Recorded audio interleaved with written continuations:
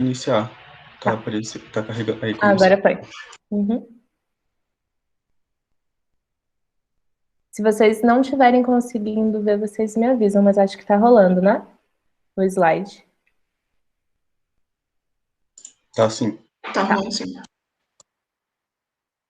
A África 20, Mostra de Cinemas Pioneiros do Continente Africano, é uma realização e produção da Cartografia Filmes, realização do Cine Passeio, ICAC, Instituto Curitiba de Arte e Cultura, Cinemateca da Embaixada Francesa, Instituto Francês, Cinemateca África, projeto realizado com apoio do Programa de Apoio e Incentivo à Cultura, Fundação Cultural de Curitiba e da Prefeitura Municipal de Curitiba.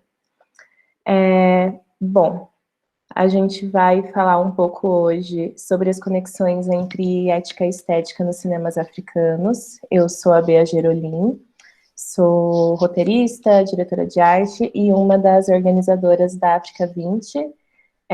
Primeiro, agradecer pela presença de vocês, que é um domingo de manhã, Dia das Mães, 10 horas, então, obrigada por vocês estarem aqui para a gente conversar um pouquinho e conhecer um pouquinho mais sobre os cinemas africanos.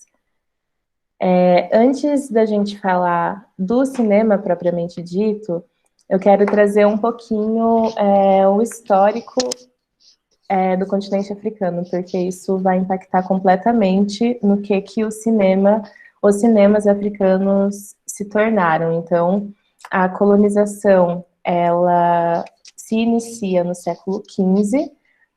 O tráfico negreiro era, assim, o grande carro-chefe, né, da economia portuguesa, não só portuguesa, mas tendo ali Portugal como o maior comerciante de pessoas escravizadas no continente africano.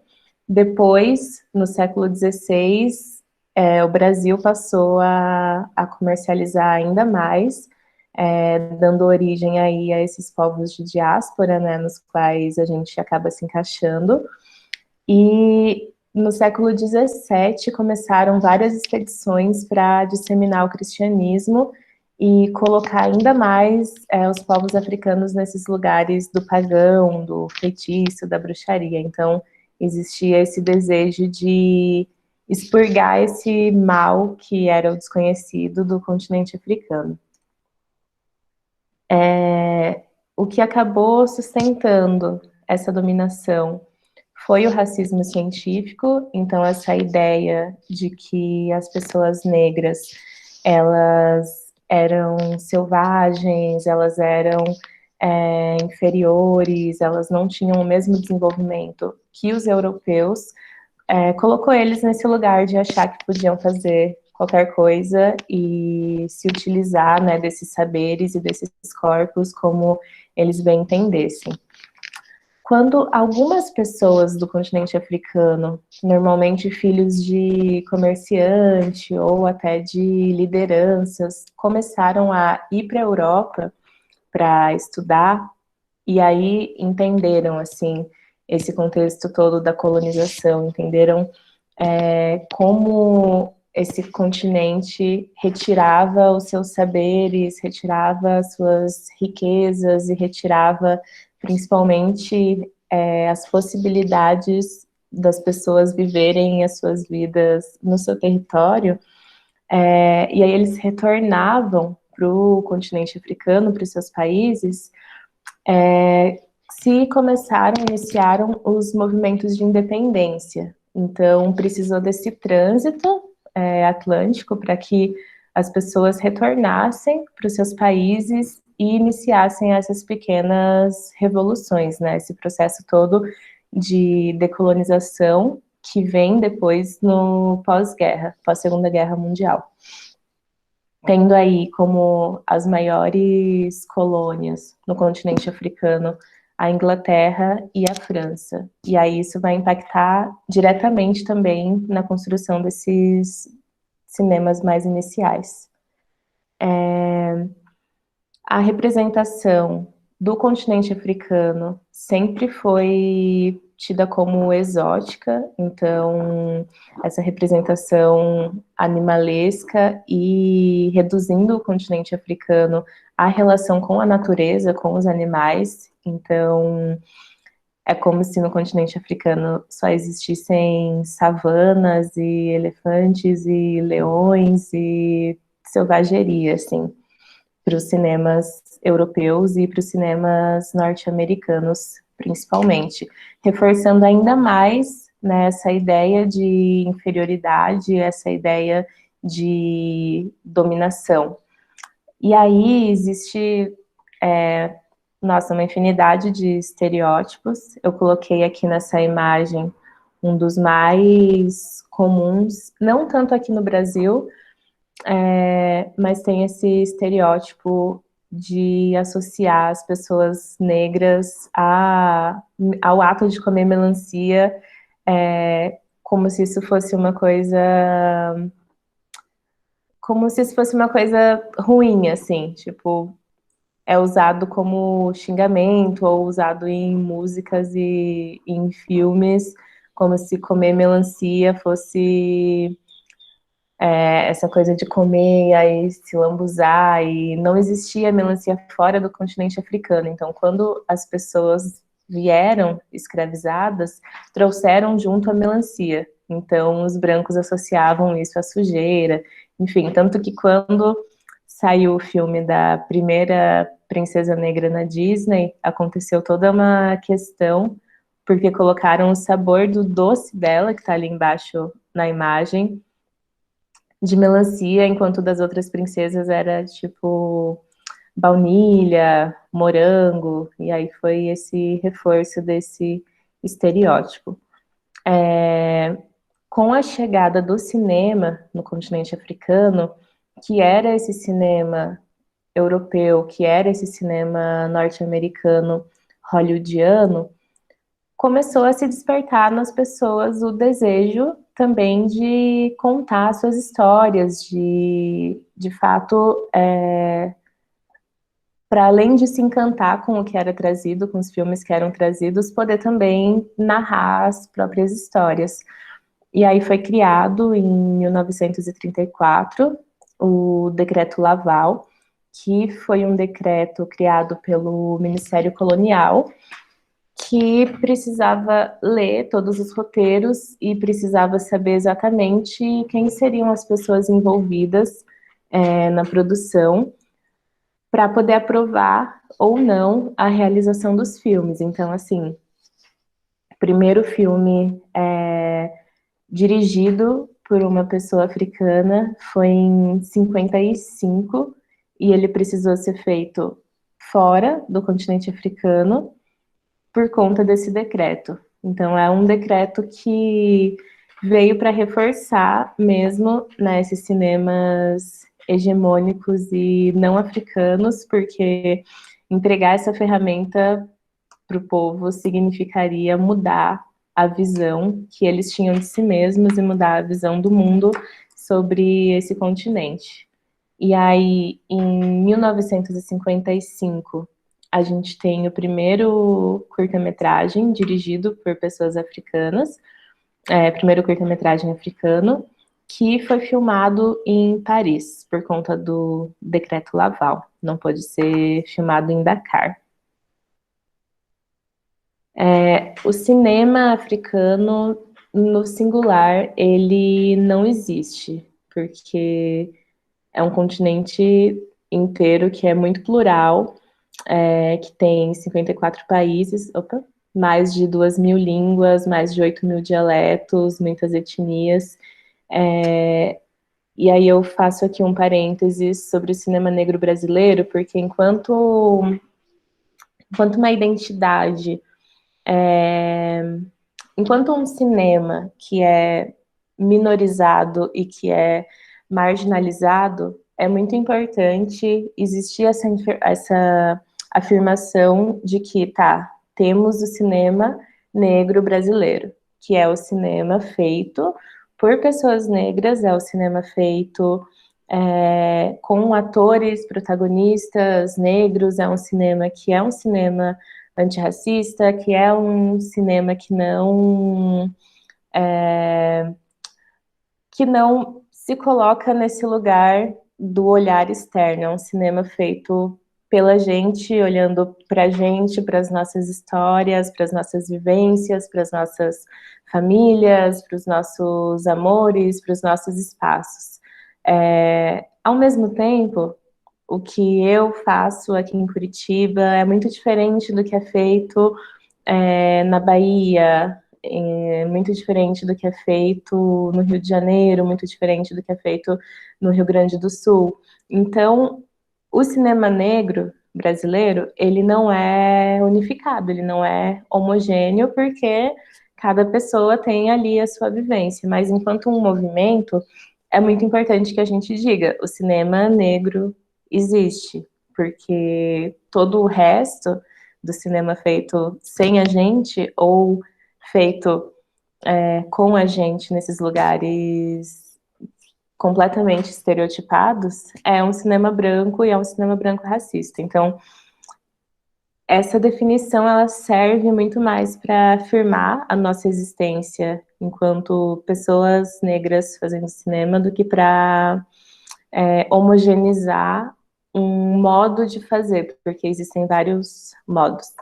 E aí, fechando esse parênteses, a mesma coisa acontece com os cinemas africanos. Os diretores africanos se colocam muito nesse lugar de o que nos une é o fato de sermos diretores africanos, mas existe uma infinidade de diferenças entre cada um dos territórios, e não só isso, mas entre os modos de filmar, entre as escolhas. Então, quando a gente fala dos cinemas africanos, é até uma maneira da gente desmistificar um pouco esse mito, né, da unidade, como se a África, esse engano que as pessoas cometem muito, da África ser um país, por exemplo. Quando a gente fala dos cinemas africanos, então, a gente tem aqui alguns compromissos e algumas escolhas, né, que são escolhas, mas também são necessidades, que seria essa identidade que precisa ser reconstruída, porque o cinema molda muito o modo como a gente se comporta, ele molda o modo como a gente se relaciona, ele constrói, ele é um grande auxiliar no que diz respeito à construção das nossas identidades. Então, se você passa a vida inteira assistindo coisas que te colocam sempre num lugar estereotipado, em um lugar ruim, isso, você introjeta isso vai não só para o seu inconsciente, mas isso começa a formar esse tecido do que é o inconsciente coletivo. Então, precisou se fazer esse movimento dessa reconstrução das identidades, desses olhares que vinham de dentro, né, de cada um desses territórios, de cada um desses povos, para conseguir não, talvez criar do zero, já que nunca tinha sido criada com verdade ou com atenção, essa própria imagem da nação através do cinema, que o cinema é uma coisa completamente poderosa nesse sentido da criação e construção das identidades. E aí, a gente tem aqui o Ousmane Sembene, que é um diretor senegalês. Ele é considerado o pai do cinema africano, e o primeiro curta-metragem realizado por um diretor africano em solo africano foi o curta-metragem Boron Sarré, que o nome dele em português é O Carroceiro. É um filme que fala sobre, não só esse filme, mas uma coisa que marca muito os filmes dessa época são filmes que falam sobre a classe trabalhadora. Então, esse primeiro filme, o Boron Sarré, ele traz esses relatos e esses pensamentos de um carroceiro e toda a reflexão dele sobre a jornada de trabalho e sobre exploração. É um filme muito interessante, que eu tenho quase certeza que tem disponível online no YouTube. Depois eu posso ver mais para o finalzinho e botar os links aqui. Depois, Sembene, ele fez mais 2 filmes falados em francês, que foi A Negra D, que é de 66, e o Niai. E é muito interessante, assim, pensar que esses 3 primeiros filmes do Sembene são falados na língua francesa, porque embora ele tenha conseguido essa permissão para gravar, existia uma necessidade ainda de coprodução e existia necessidade financeira também, porque existiam alguns mecanismos. Acho que alguém abriu o microfone, que eu estou me ouvindo. Combina comigo? Obrigada. Existiam alguns mecanismos de controle disfarçados de mecanismos de expressão. Então, tanto o governo da Inglaterra quanto o governo da França criaram alguns centros de audiovisual, principalmente nos locais que foram colônias, né, francesas ou inglesas, como foi o caso do Senegal. Criaram esses mecanismos, essas escolas, para de alguma maneira continuar controlando o que era pensado, o que era ensinado, porque aí você tem a linguagem e as escolhas do colonizador, embora você agora pode fazer o seu cinema, mas vai ser o seu cinema feito nesses moldes que são os moldes corretos. Então, os 3 primeiros filmes do Sembene vêm desse contexto de coprodução e dessa necessidade de se associar com a França para poder realizá-los, sendo um deles um longa. E, historicamente, isso é uma coisa comum também no Brasil com cineastas negros. Existe entre cineastas africanos um limbo de, às vezes, 20 anos entre o primeiro e o segundo longa-metragem. Quando o segundo longa-metragem acontece? Porque é muito comum, e é uma coisa que acontece aqui com os cineastas negros, é muito comum que eles só consigam realizar um longa-metragem e aí não conseguem chegar no segundo por vários motivos, sendo o racismo o maior deles.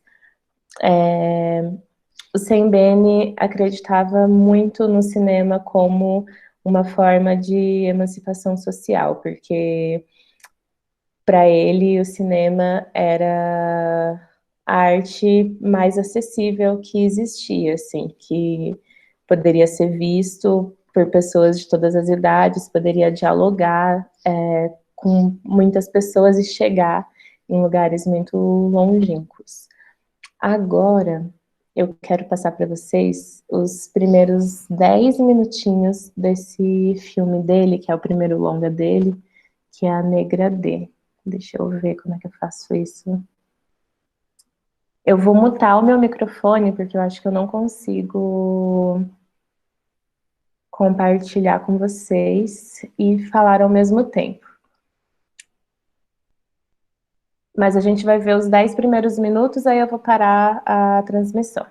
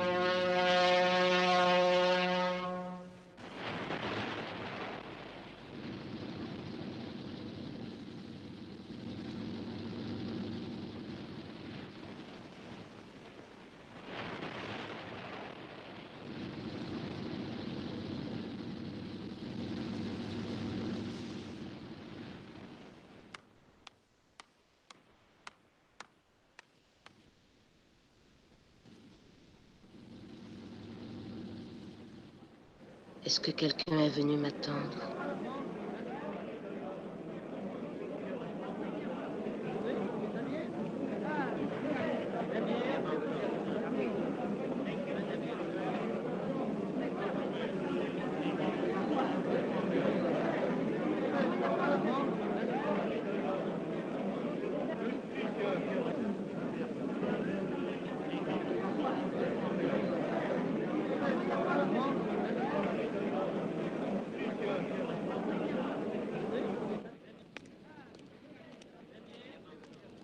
Arrivé? Allons-y.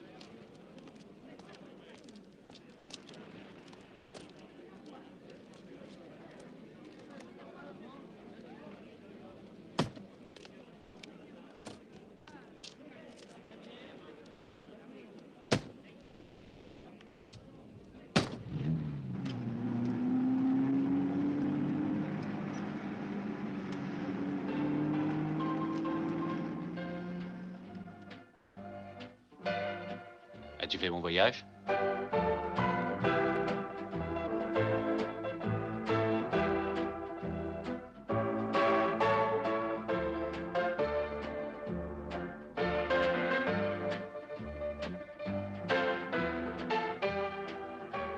C'est beau, la France. Oui, monsieur.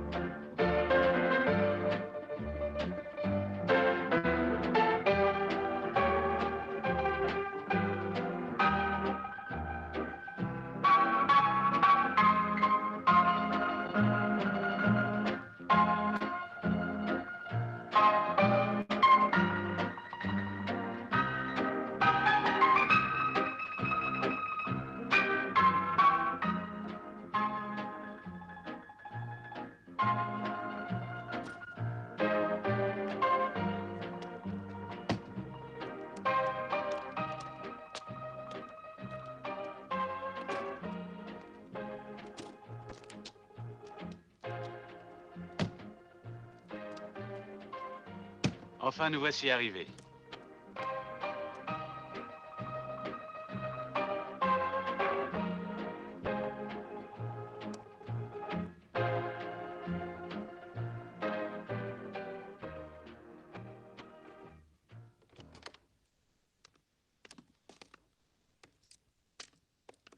C'est vous?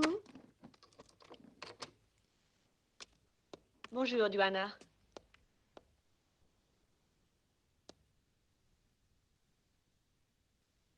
J'espère que tu te plairas ici. Je vais te montrer ta chambre en attendant les enfants.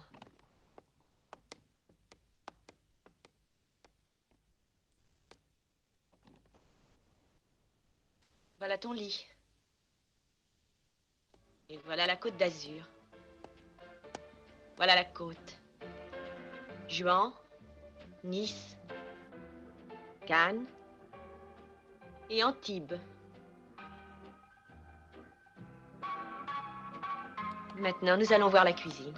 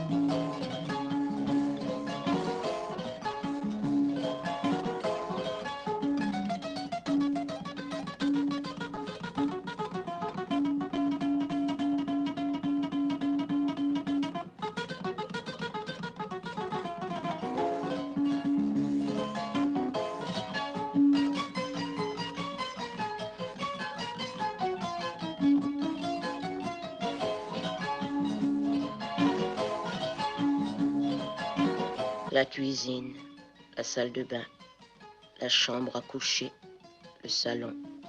Je ne fais que ça. Je ne suis pas venue en France pour ça. Comment sont les gens ici? Toutes les portes sont fermées jour et nuit, nuit et jour. Je suis venue pour m'occuper des enfants.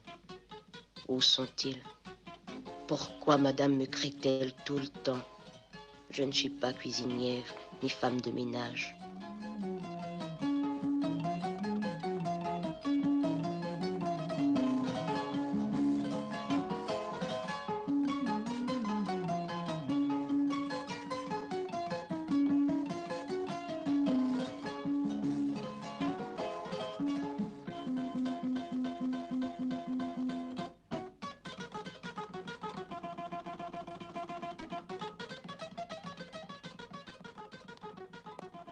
Luana, tu n'es pas à la noce.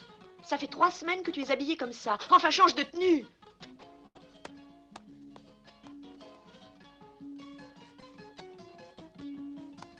Justement, j'avais acheté ce tablier pour toi. Voyons.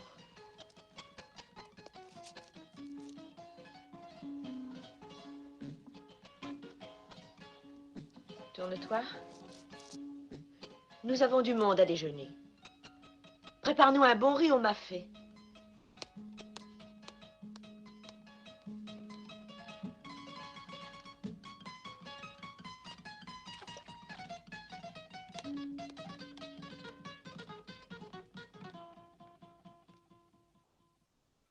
Pourquoi ce tablier? Qu'est-ce que je suis ici? J'ai jamais été cuisinière. Pourquoi madame veut-elle manger du riz?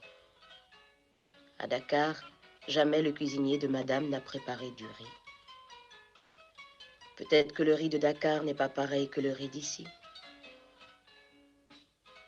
Je suis ici pour les enfants. Où sont les enfants? Pourquoi madame m'a-t-elle fait venir si les enfants ne sont pas avec elle?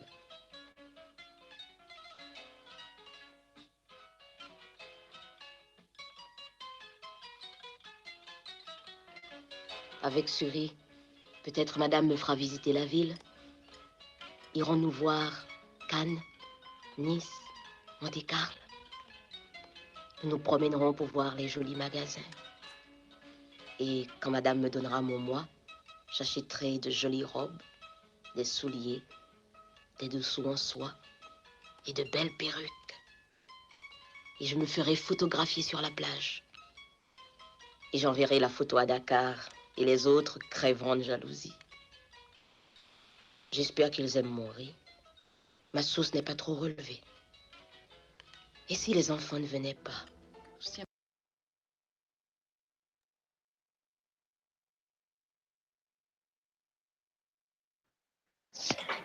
Eu vou colocar aqui no chat o link desse filme, porque tem ele completo no YouTube. Quem não viu, assim, é genial. É muito bom para entender essa coisa de querer ocupar esses lugares construídos pelo colonizador e aí descobrir que não é bem assim que as coisas funcionam. E sobre as únicas maneiras que a gente tem de controlar a nossa própria vida.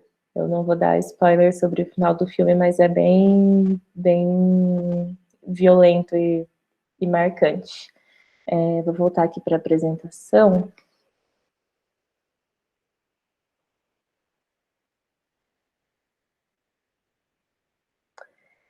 Então, em 69, foi criado o FESPACO, que é o Festival Pan-Africano de Cinema e Televisão de Ouagadougou, em Burkina Faso.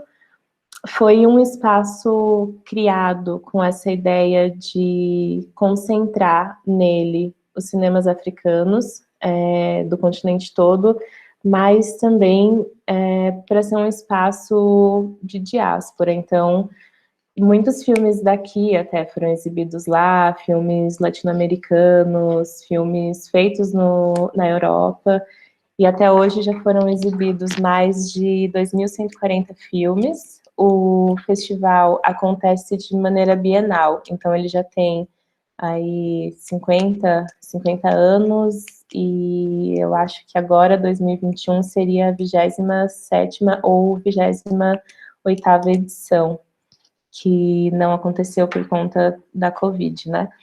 E aí, no FESPACO, foi criado esse compromisso entre os cineastas com a inovação política e não necessariamente estética.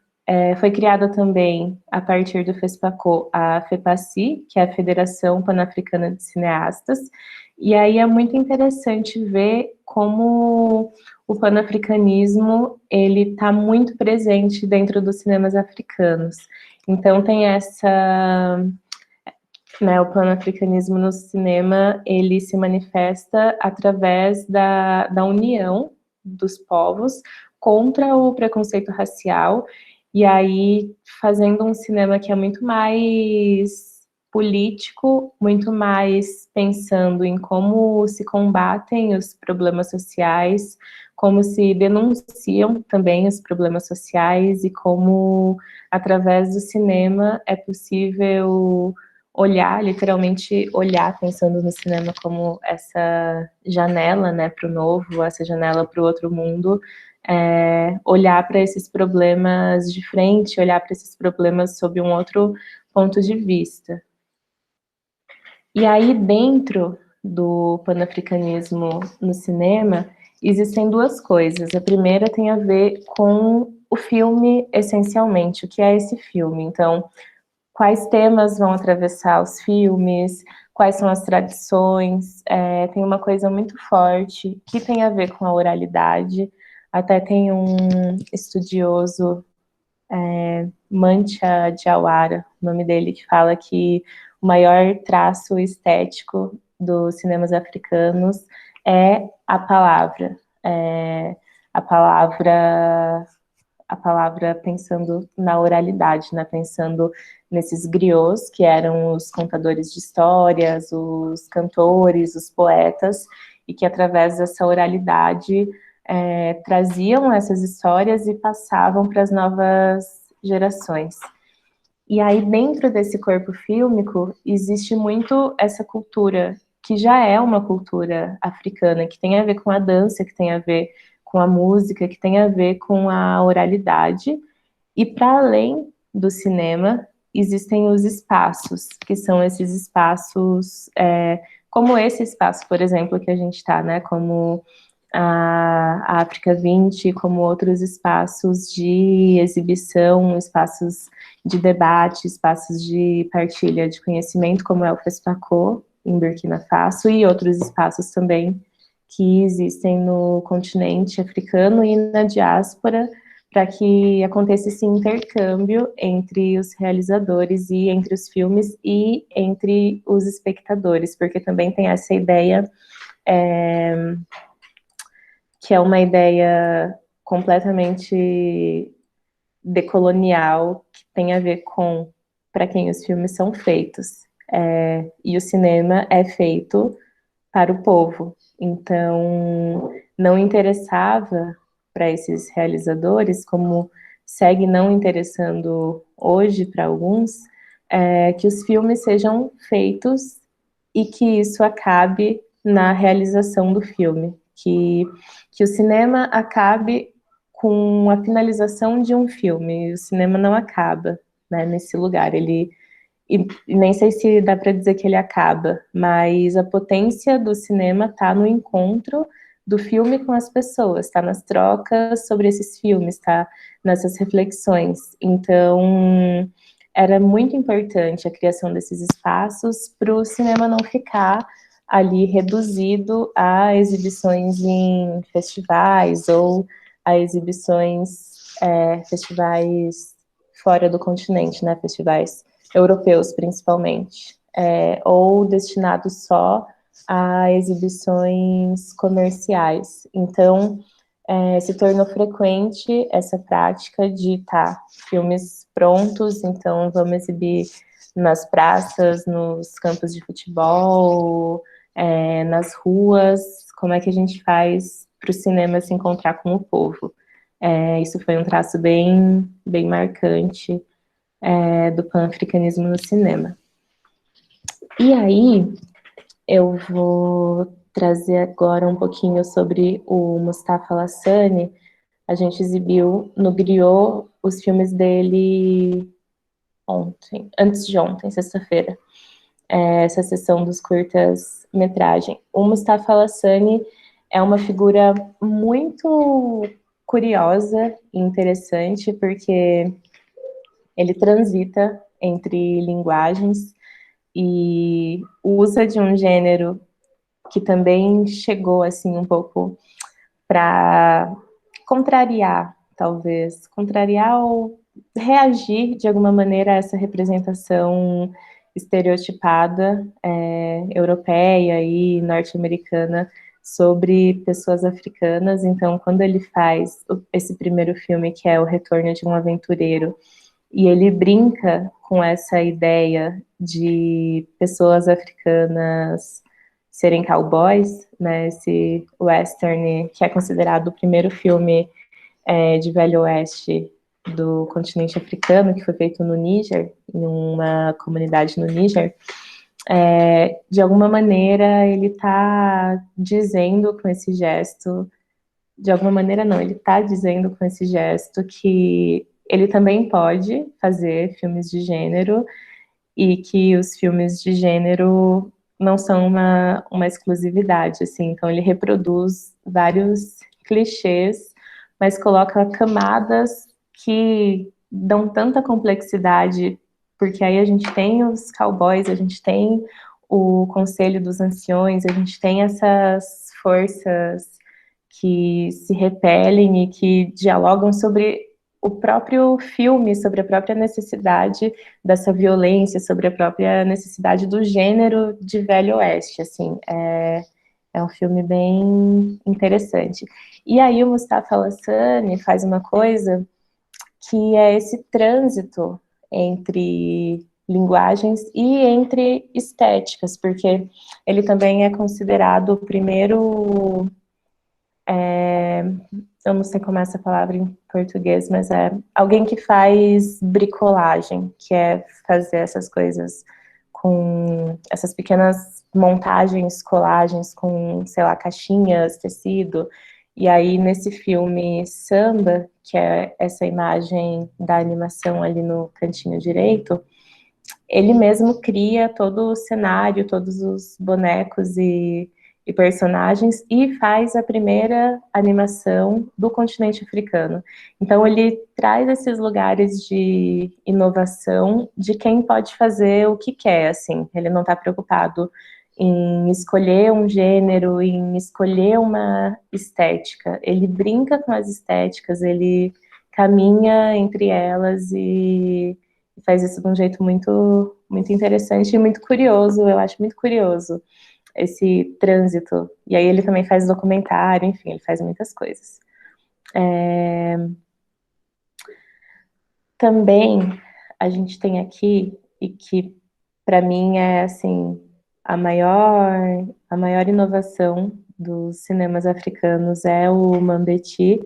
A gente exibiu também, e ainda está exibindo agora o Hienas, que é esse longa de 92, e hoje a gente vai exibir essa sessão do Franco e da Pequena Vendedora de Sol. O Mambeti traz uma coisa que está muito enraizada, assim, nessa ideia política dos cinemas africanos, que é contar histórias sobre as pessoas comuns,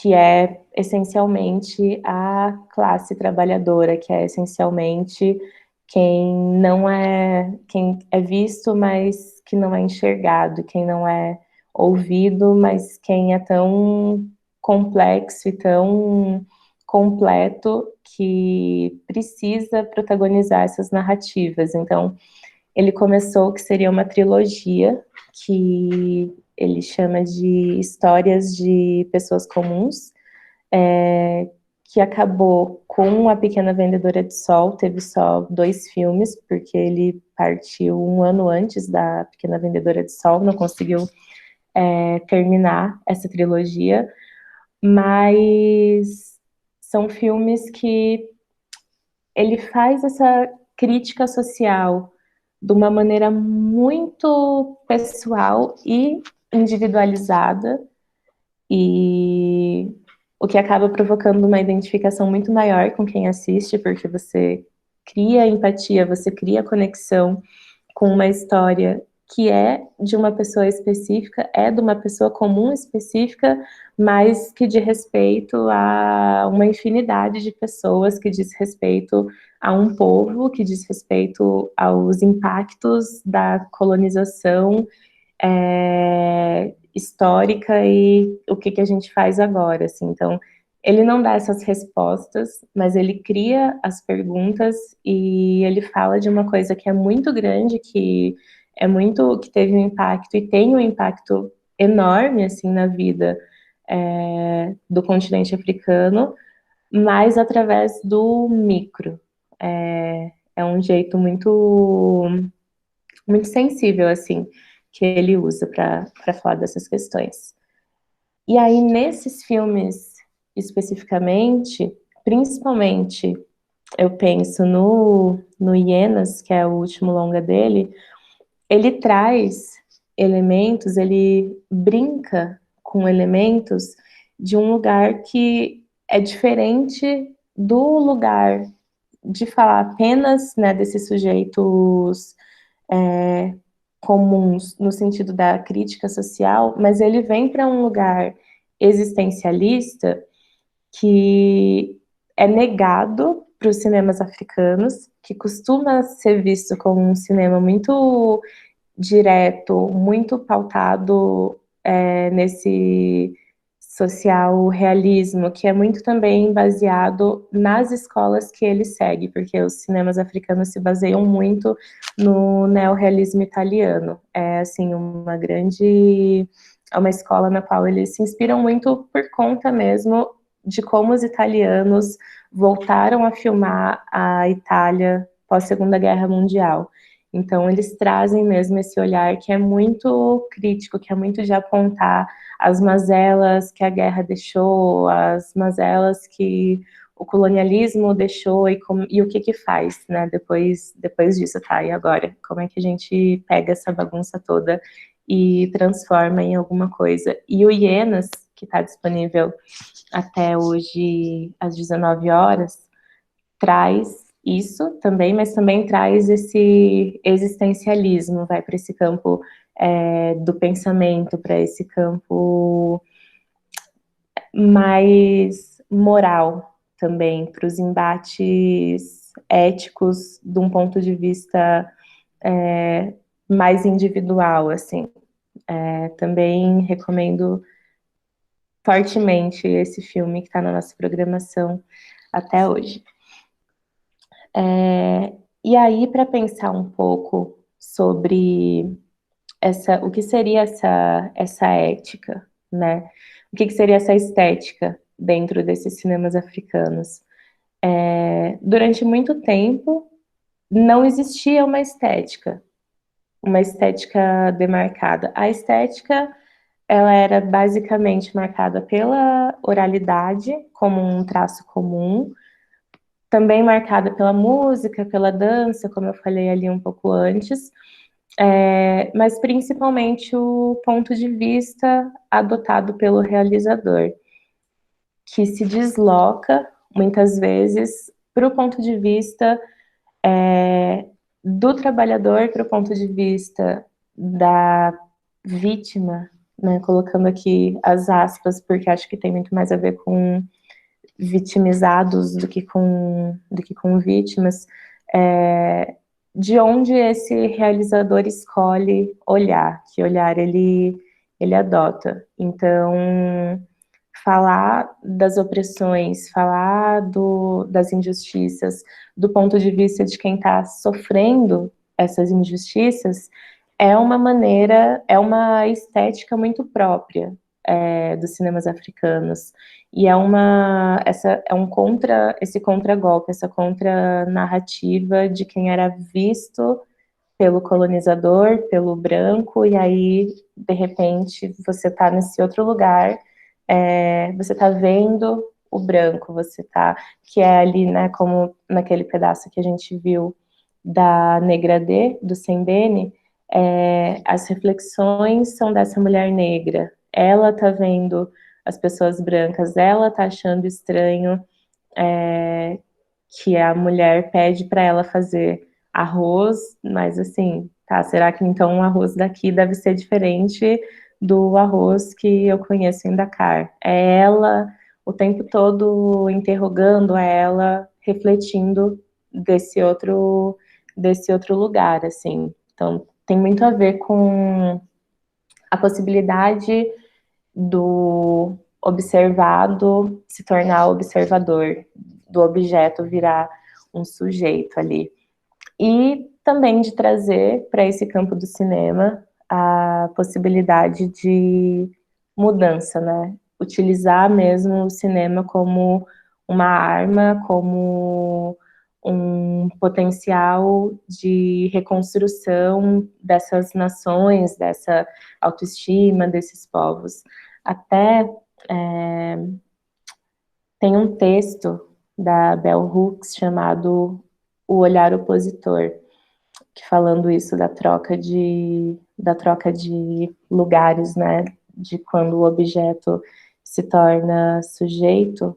Eu vou tentar também, eu vou pedir depois, a gente manda no e-mail para vocês, se vocês tiverem interesse em ler, porque fala muito sobre isso, sobre se perceber nesse lugar de quem olha e não de quem é olhado. É muito interessante. E aí, passando primeiro, né, por essa estética mais relacionada com o neorrealismo, essa ideia social realista de representação, de falar das mazelas sociais, os cinemas africanos passam também por um momento que é mais comercial, no sentido mesmo de ocupação das salas de cinema, ocupação desses circuitos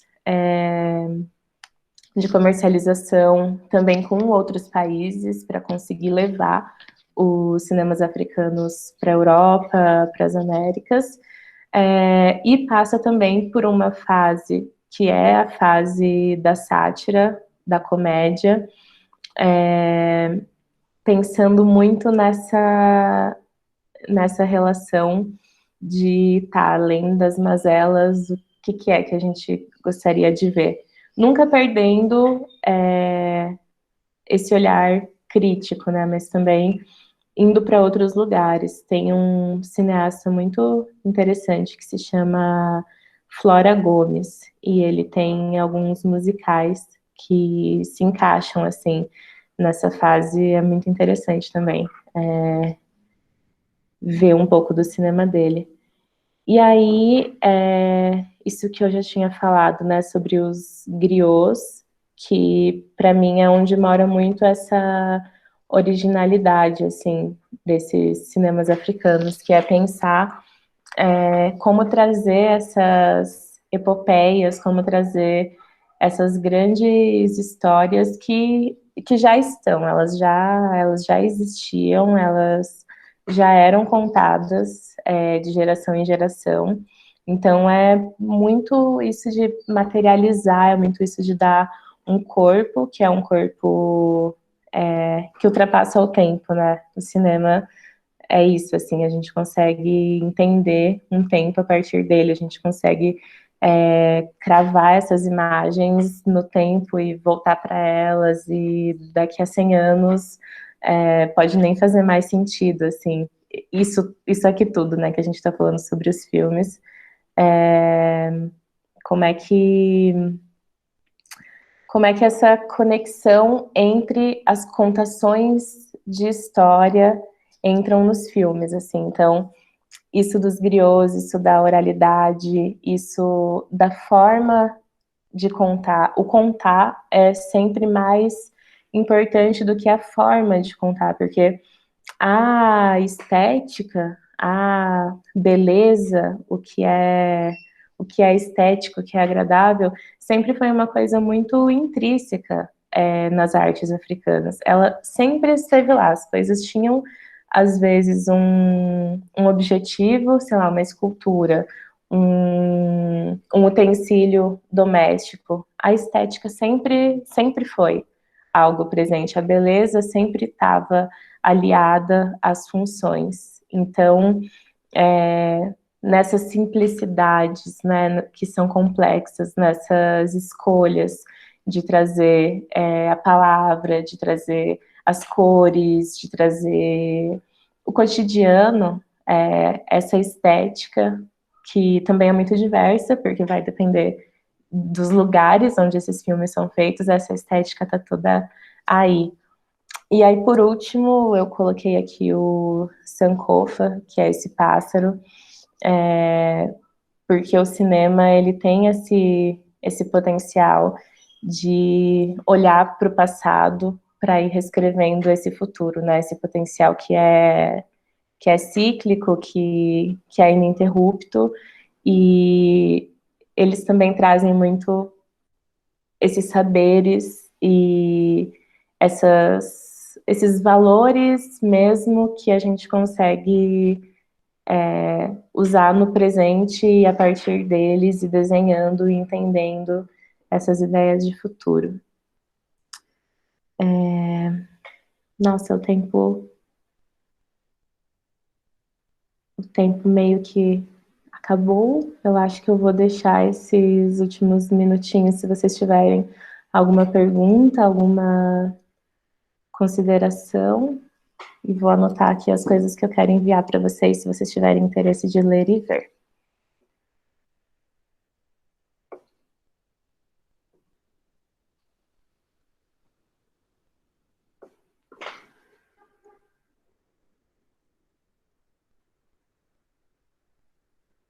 Bom, só aproveitando a deixa, mas fiquem à vontade para fazer as perguntas aí nesses últimos 10 minutos, talvez.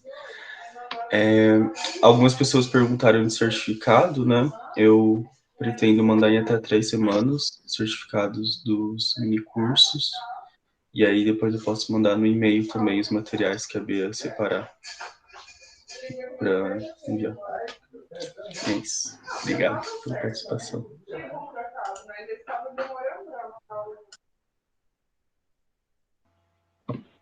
Eu tenho uma ideia. Ai, pode falar, Mônica. Pode falar. Eu ia agradecer, mas eu vou ficar aqui mais um pouquinho até ouvir todo mundo. Eu achei, tô sem câmera, desculpa. Eu conheço muito pouco, né, do cinema produzido em África. Vi pouquíssima coisa. O ano passado eu vi um curta que me chamou muita atenção. Eu acho que ele não está disponível, que chama Mulher Invisível. É mais recente.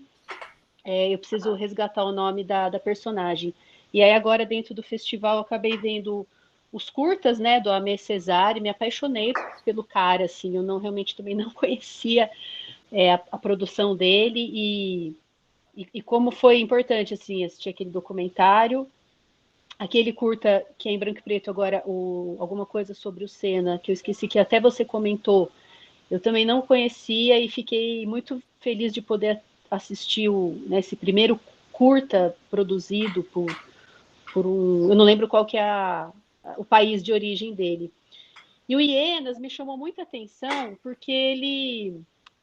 Eu não sabia assim, que era o tipo de uma comédia. Depois eu fui pesquisar um pouco e vi que ele é inspirado num texto da A Volta da Velha Senhora, né, se não me engano. Aí eu fui ver uma pessoa que escreveu até relembrando Tieta, porque eu fui assistindo e falei, nossa, parece Tieta, eu também.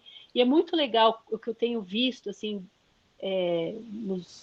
nos poucos anos para cá que eu tenho tentado me aproximar mais dos saberes, né, que vêm ou diaspóricos ou que vêm de África, como a gente acaba conhecendo muito mais, com outro olhar, até esse conhecimento mais universal que a gente é submetido, né? Então, esse olhar do outro, a questão da alteridade, né? É importante, a gente que trabalha com audiovisual, como é importante estar sempre aberto para isso.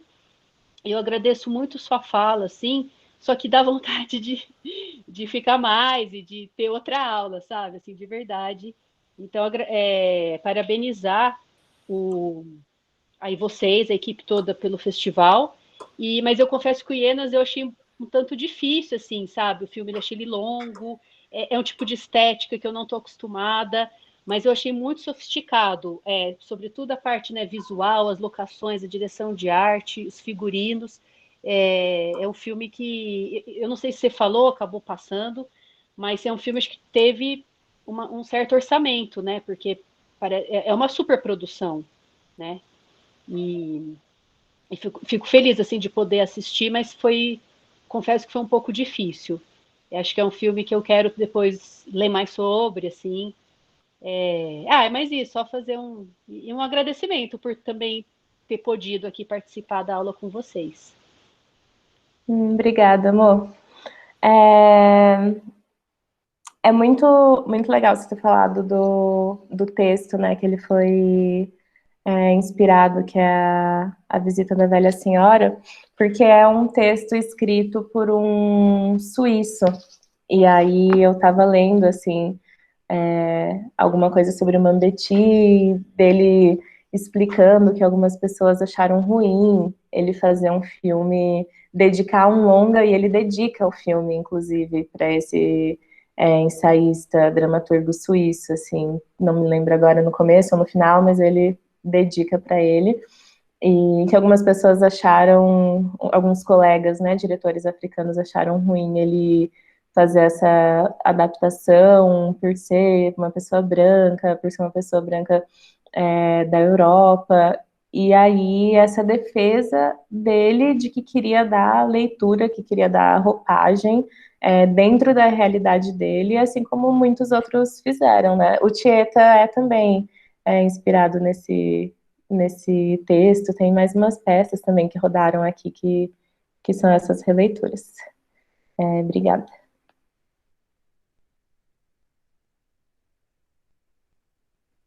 Alguém tinha começado a falar também, né? Não se envergonhe. Era eu, mas... Ai, não, pode ir. Toda vez que... Não, pode falar. Pode ir, gente, pode. Sério, real, porque eu ainda tô tentando ligar minha câmera. Assim, eu sou Alice, eu não consegui acompanhar o festival todo, esse é o primeiro encontro que eu estou participando, e, assim, adorei essa introdução, eu não conhecia esse cinema africano, do continente africano, e, assim, eu estou vendo que nos streams tem chegado muitos filmes de África, né, de Angola, de outros países. E como é que vocês veem essa entrada nos streams? Se vocês acham uma coisa... Porque é uma coisa muito uniformizada, né? Porque, tipo, a Netflix, ela não estou conseguindo falar, mas vocês entenderam a palavra. Fica muito pasteurizado. E como é que vocês veem isso? Falando assim por mim, né, Bea, o que eu tenho visto chegando nos streamings, principalmente Netflix e um pouquinho a Amazon, assim, são filmes bem parecidos entre eles e com uma estética que é uma estética mais clássica, que acaba sendo uma estética mais deglutível, assim, porque, por exemplo, o Hienas, de fato, não é um filme fácil de se ver, a gente não está acostumado, a gente não foi alfabetizado cinematograficamente para ver um filme como Hienas e ficar sentado prestando atenção. É um filme longo, realmente, um filme que é um pouco difícil. E aí eu tenho percebido também, porque eu acabo não assistindo tanto, assim, aí eu dou uma olhadinha num filme aqui, num filme acolá, só para tentar ver qual é do filme, mas tenho sentido um pouco essa homogeneidade, e aí também tem as problemáticas, que enfim, falando aqui, debate gravado, sei lá, vem uma empresa enorme e vai produzir um filme no continente, mas não é um filme em um país do continente africano, mas que não é uma produção africana, é uma produção Netflix feita na África do Sul, sabe, com tudo, com todos os poderes de decisão tomados por esse grande canal, mas o filme acontece, o filme foi gravado ali, até teve na equipe a composição de pessoas dali, mas é um filme que não foi pensado naquele território, sabe? Então também tem isso, assim. Mas não sei, eu tenho esperança de que as coisas fiquem mais plurais, assim, que sejam trazidos outros filmes e que não sejam só os originais dos canais, né? Que sejam filmes de fato feitos nos continentes. Mas é muito delicado também, porque tem muitos países que ainda não têm.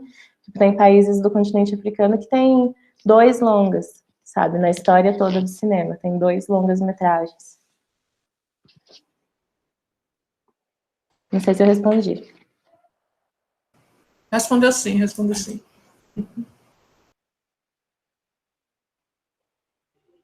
Pera, agora acho que eu consegui. Primeiro, agradecer a todo mundo que organizou, enfim, acho que a iniciativa é ótima. E eu não sou uma pessoa, enfim, do audiovisual, eu sou uma pessoa muito iniciante dentro desse caminho, na verdade. Eu acho que a aula foi ótima, Beatriz, assim, achei a aula muito, muito boa.